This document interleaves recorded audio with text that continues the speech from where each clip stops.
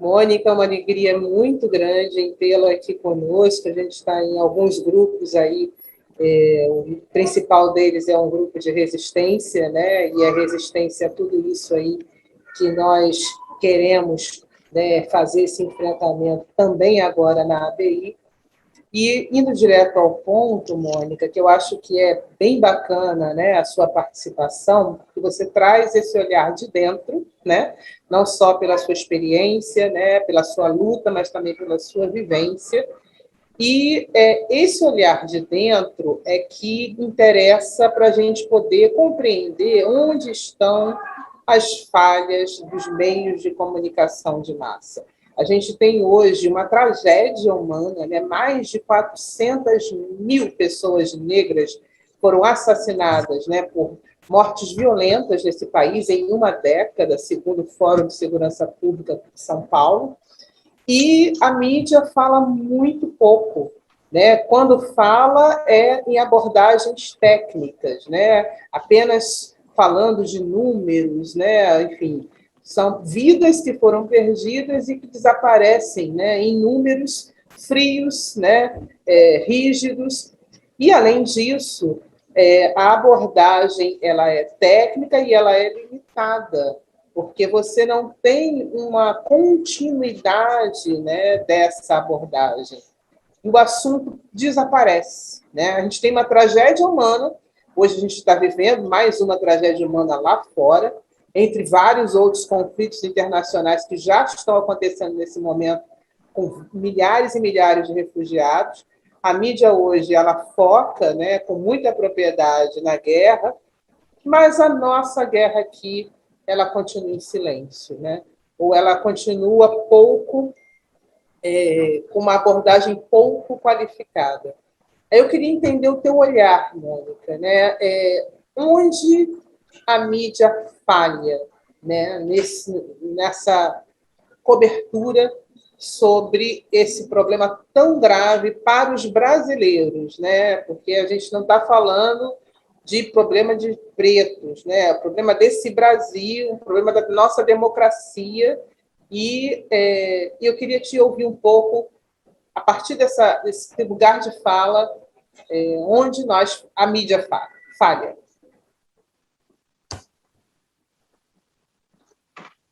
Eu respondo ou vai ser em bloco? Não, responde. A sua primeiro? Tá. Então, vamos lá. Angélica, para mim é uma honra muito grande ter sido recomendada por você, né? E a gente está juntas aí nessas trincheiras aí de luta, nesses grupos aí de mulheres como nós, né? Na luta pelo fim desse racismo e pela vida do nosso povo, né? Pelo direito da resistência e da existência. Vamos lá. Quando você me faz essa pergunta, onde a mídia falha, né? E aí eu botei aqui, onde a mídia fala nas narrativas dessa tragédia. E do lugar que eu me encontro, comentei um pouco isso quando o Marcos pediu para conversar um pouco com ele sobre, né? Porque meu tempo de trabalho, há quanto tempo eu estava nessa, tal e tal, eu relatei um pouco para ele. E assim, ao meu ver, eu vejo, e isso não é a Mônica eu brinco, né? A Mônica do CPF sozinha, não. A Mônica em conjunto com outras mulheres, né? Outras mulheres mães, avós, enfim, ou mulheres negras sem necessariamente serem mães, avós, que a mídia ela contribua para que essas tragédias aconteçam conosco, tá? Porque quando ela coloca, né? E aí um alcance que tem, aí vamos falar, né? Enfim, de uma Globo da vida, né? Que tem um alcance mundial. Então, quando uma Globo fala sementinha do mal, quando uma Globo fala, né, uma sementinha do mal, estou querendo dizer sobre um adolescente, né, que comete algum ato infracional ou comete algum ato ilícito, né? Não tem nenhuma sensibilidade de querer entender. Não, é sementinha do mal.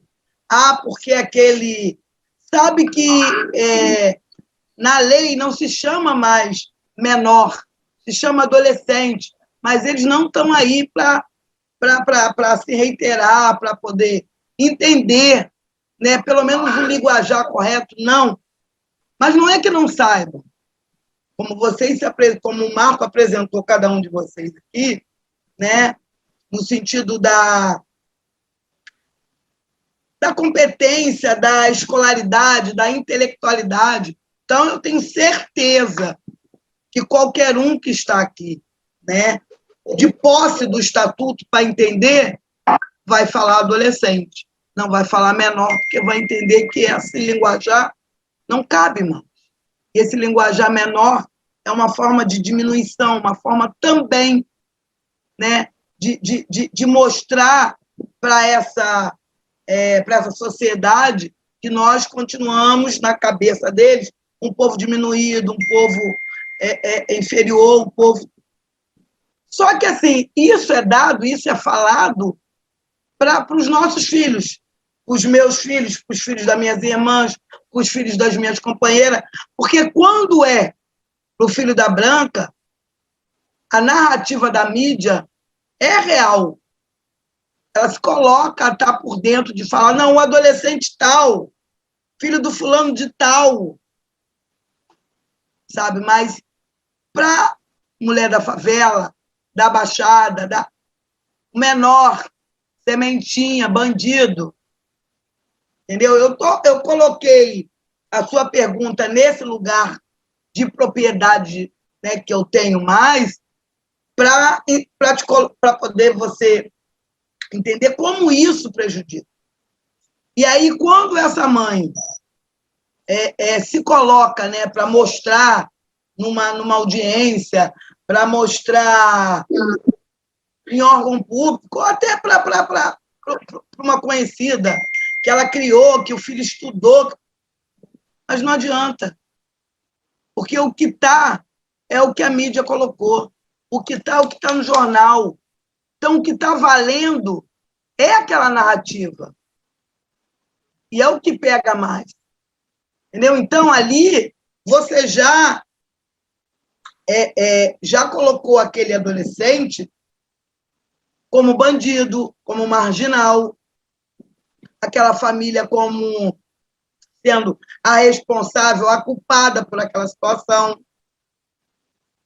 Entendeu? Então, assim, a mídia ela contribui para que esse racismo que nós tenhamos, né, e conhecemos tristemente tão bem, né, desde sempre nos nossos corpos, ela contribui para que nós não deixamos de viver esse racismo, para que nós não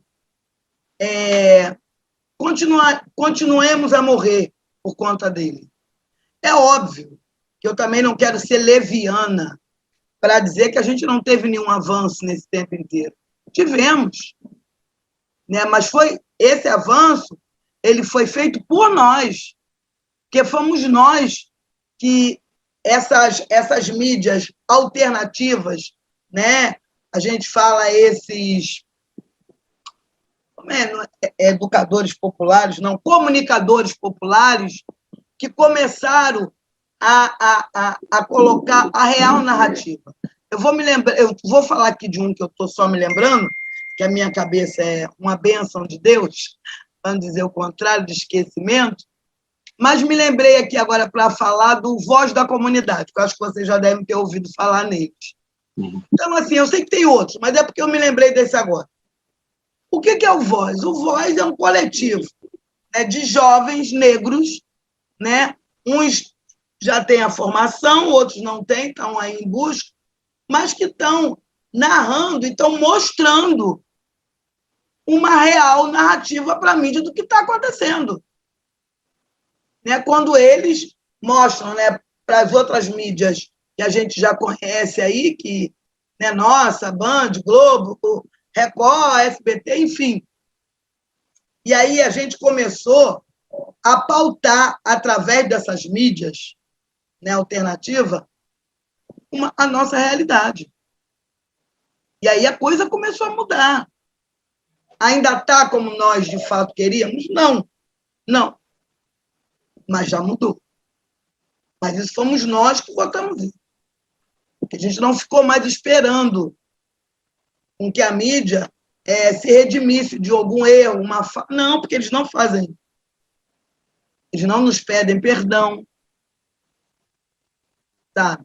Então, assim, então, é por isso que eu vi tanta necessidade, né, quando o Marcos me fez um convite através da indicação da Angélica, de estar falando. Porque é isso, eu também, quando eu comecei a entender quais eram os meus direitos, porque a primeira arma que a gente adquire quando a gente começa a entrar para o movimento é saber os seus direitos, é saber quem é você dentro dessa sociedade. E aí é pronto, aí acabou. Aí você se torna ameaçado, aí você se torna um problemão, porque você discute o direito que você tem.